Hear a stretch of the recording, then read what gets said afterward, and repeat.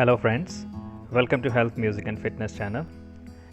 ECG vlog number 4. This is the last practice ECG for determining the rate, rhythm and axis.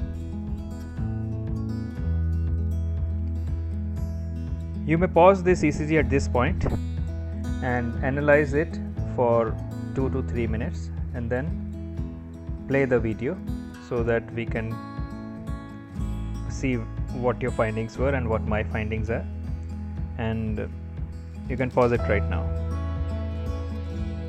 First we'll calculate the heart rate. I had told you that there are two simple methods to calculate the heart rate.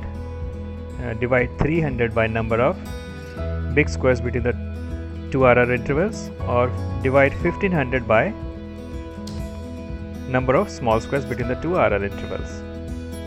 And out here you can see there are 4 big squares between 2 RR intervals. So the heart rate is 300 divided by 4, that is 75 beats per minute. Next is rhythm. Is it a normal sinus rhythm, or is the rhythm arising in the atrium or the AV node or in the ventricle? For this you look at the shape of the P wave. To look at the shape of P wave, lead 2 and lead V1, they are the best leads, because lead 2 is the most positive wave, because the vector is directed from SA node towards lead 2 at plus 60 degree. So you will get a very good looking P wave and a good amplitude R wave and a good amplitude T wave. And in V1 the P wave is biphasic, that is the right atrial component is positive and the left atrial component is negative, so that is biphasic. And you can easily make out whether there is right atrial enlargement or left atrial enlargement or biatrial enlargement in V1. In this ECG, if you look in lead 2 and in lead V1,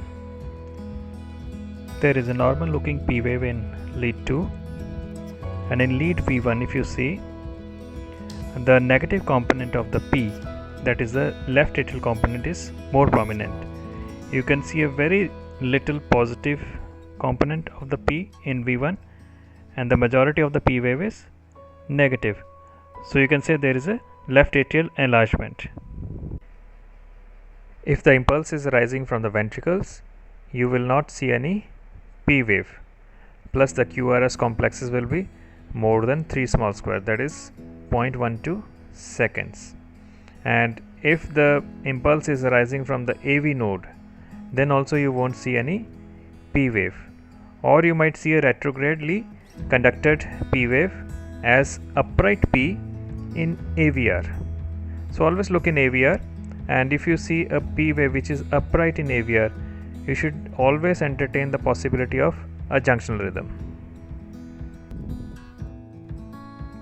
We always talk about P wave as enlargement and not hypertrophy. Like in ventricles we call left ventricular hypertrophy, but in the case of atrium we always say left atrial enlargement, right atrial enlargement. We never say left atrial hypertrophy or right atrial hypertrophy, because the atrium is a very thin structure and there is hardly any muscle to hypertrophy. Next we look at the axis. We have to find out the axis. Axis is very important. Without axis, determining the axis is virtually impossible to diagnose any disease condition in the ECG. Axis will change in almost every condition which is reflected in the ECG. In this ECG, you look in lead 1 and you see whether R is tall or S is deep. Here you can see in lead 1 R is as big as S wave, and also in lead AVF. AVF is also isoelectric. So lead 1 is isoelectric, AVF is isoelectric.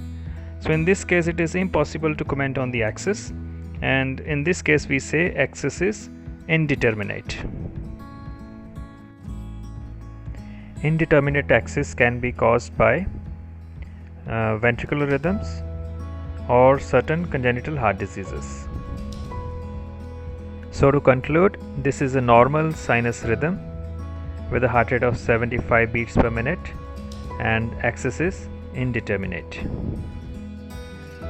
If you like our videos, please subscribe to the channel. Tell your friends also to subscribe and give a thumbs up and like our videos, comment on the videos and hit on the bell notification icon, and please visit again and again and spread the word around. Thank you.